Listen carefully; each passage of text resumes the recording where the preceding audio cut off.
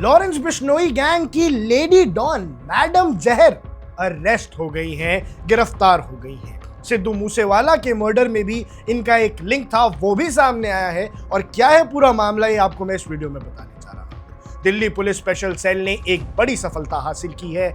Lawrence Bishnoi gang से जुड़ी एक एलिज लेडी डॉन खुशनुमा अंसारी उल्फ नेहा, जिसने क्रिमिनल वर्ल्ड में मैडम जहर का नाम बनाया है, जिसे क्रिमिनल वर्ल्ड में मैडम जहर के नाम से जाना जाता है, उसे गिरफ्तार कर लिया गया है। नेहा को महिपालपुर फ्लाईओवर के पास पकड़ा गया और उसके साथ गिरफ्तार हुआ महफूज यानी बॉबी कबूतर, जो बिश्नोई गैंग के एलिज्ड गन सप्लायर बताए जा रहे हैं। यानी बॉबी कबूतर भी गिरफ्तार हुआ और ये लेडी डॉन भी। पुलिस के मुताबिक नेहा नॉर्थ ईस्ट दिल्ली में एक ब्यूटी पार्लर चलाती थी, लेकिन ये पार्लर सिर्फ एक फ्रंट था। इन्वेस्टिगेटर्स का कहना है कि वो मेकअप आर्टिस्ट बनकर अपनी असली आइडेंटिटी छुपाती थी, जबकि असल में वो ड्रग्स ट्रैफिकिंग नेटवर्क जैसे काम में जुड़ी हुई थी। गिरफ्तारी के वक्त उसके पास से ड्रग्स भी बरामद होने के बाद ये बात सामने आ रही है कि ये एक बड़ी सफलता है पुलिस के लिए।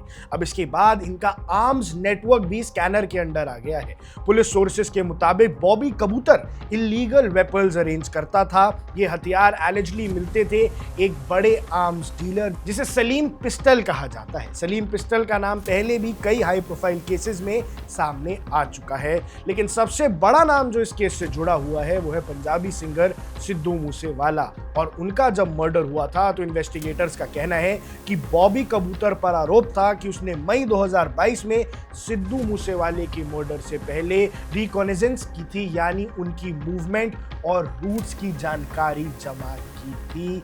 यही था वो इंसान जिसने रूट ट्रैक किए थे सिद्धू मूसेवाला के।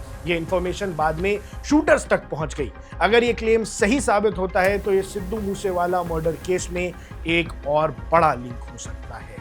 अब आइए समझते हैं कि ये ब्यूटी पार्लर से गैंग ऑपरेट कैसे करती थी। पुलिस का मानना है कि नेहा यानी मैडम जहर पिछले करीब 7 सालों से बॉबी कबूतर के साथ जुड़ी हुई थी। ये स्पेशल सेल का काउंटर इंटेलिजेंस यूनिट दोनों से पूछताछ कर रहा है, खासकर गैंग के नारकोटिक्स और आर्म्स नेटवर्क के कनेक्शंस को लेकर। सोर्सेस का कहना है कि बॉबी बार बार लोकेशन चेंज करता था और फेक आइडेंटिटीज यूज करता था ताकि अरेस्ट से बच सके, लेकिन टेक्निकल सर्विलियंस और इंटेलिजेंस इनपुट्स के बेस पे स्पेशल सेल ने दोनों को ही पकड़ लिया और ये एक बड़ी सफलता मानी जाती है।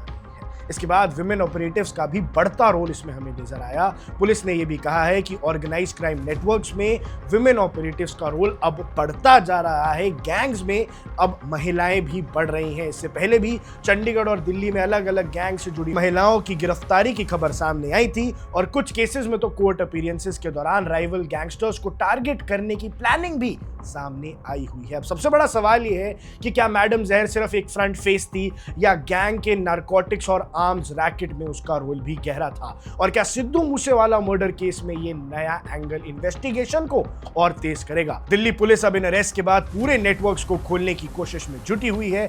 इस केस में और कितने बड़े नाम आएंगे ये बात आने वाला वक्त बता देगा। आप देख रहे हैं वन इंडिया, मैं हूं आकाश Kaushik. Subscribe to One India and never miss an update. Download the One India app now.